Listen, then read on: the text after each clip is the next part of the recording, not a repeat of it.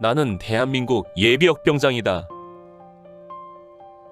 안녕하십니까?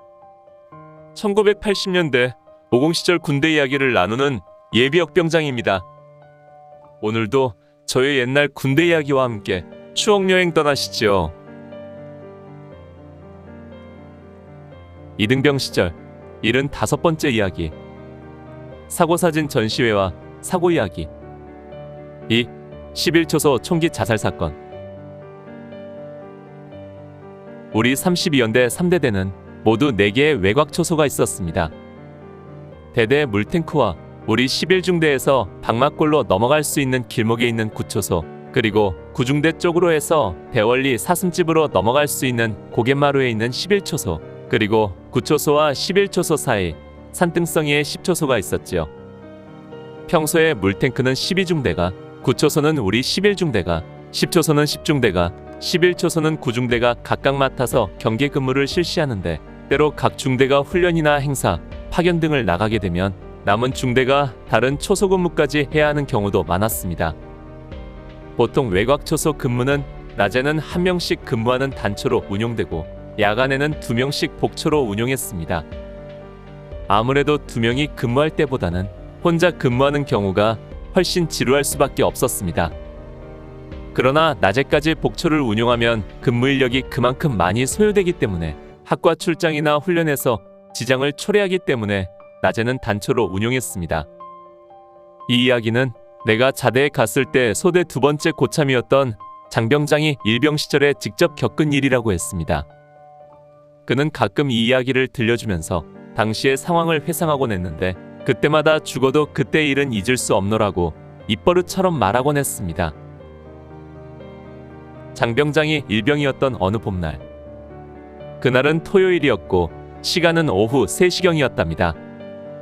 그때도 9중대를 대신하여 우리 중대가 11초소 근무를 맡아 실시하고 있었는데 소대 선임병이 2시부터 3시까지 근무를 서고 있었고 장일병이 그 다음 근무자였다고 합니다. 우리 중대에서 11초소까지는 쟁걸음으로 가도 5분 정도 걸리는 거리였습니다. 당시 졸병이었던 장일병은 소대 선임병에게 1분이라도 빨리 교대를 시켜주기 위하여 급한 발걸음을 옮기고 있었습니다. 그런데 11초소로 오르는 고갯길로 접어들어 오를 때부터 그는 이상한 예감을 느꼈답니다. 본래 토요일 오후와 일요일 외곽 초소는 한가하기 그지없습니다. 평소에는 학과 출장을 위해 각 중대 병력들이 들락거리지만 주말부터 휴일까지는 거의 이동하는 사람들이 없기 때문입니다.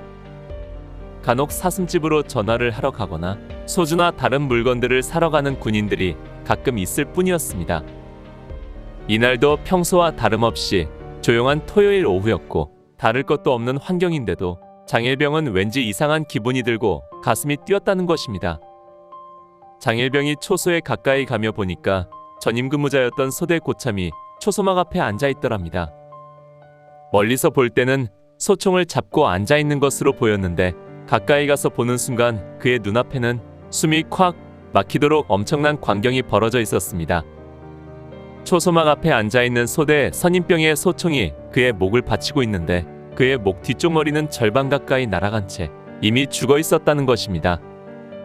장일병은 즉시 소총을 내팽개치고 그 사람을 등에 들쳐 업은 채 달려 내려오면서 사람 죽었다고 소리소리 질렀답니다.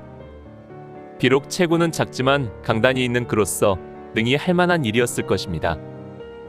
이 일은 즉시 대대에 보고되었고 사단을 거쳐 그의 집에 전달되어 며칠 뒤 가족들이 와서 장례를 치렀다고 합니다. 그런데 이 사람의 자살 원인이 바로 변심한 애인 때문이라고 했습니다. 실제로 그 사고가 벌어지기 얼마 전 그는 그동안 사귀었던 여자에게서 편지를 한 통 받았는데 그 내용이 헤어지자는 절교 편지였습니다. 그 편지를 받고 고민하다가 바로 그날 조용한 11초소에서 스스로 방아쇠를 당긴 것으로 생각되는 것입니다. 사랑하는 여인의 변심이 그의 미래의 희망까지 빼앗아 간 것입니다. 이 사건이 일어나고 나서 부대에서는 주간에도 2명씩 복초를 세우고 실탄 지급도 중지하는 등 후속 대책을 세워 시행했지만 사후 약방문에 불과한 것이었습니다. 그나마도 얼마 동안 유지되었는지 몰라도 내가 자대에 갔을 때에는 주간 단초 야간 복초 체제로 운용되고 있었고 실타는 야간에만 지급되고 있었습니다. 이 이야기는 들은 이야기를 기록한 것이기 때문에 실제 상황과 다를 수 있다는 것을 다시 한번 말씀드립니다. 오늘 추억 여행에 함께 해주셔서 감사합니다. 다음 이야기를 기대해 주시고 구독과 좋아요 부탁드립니다. 항백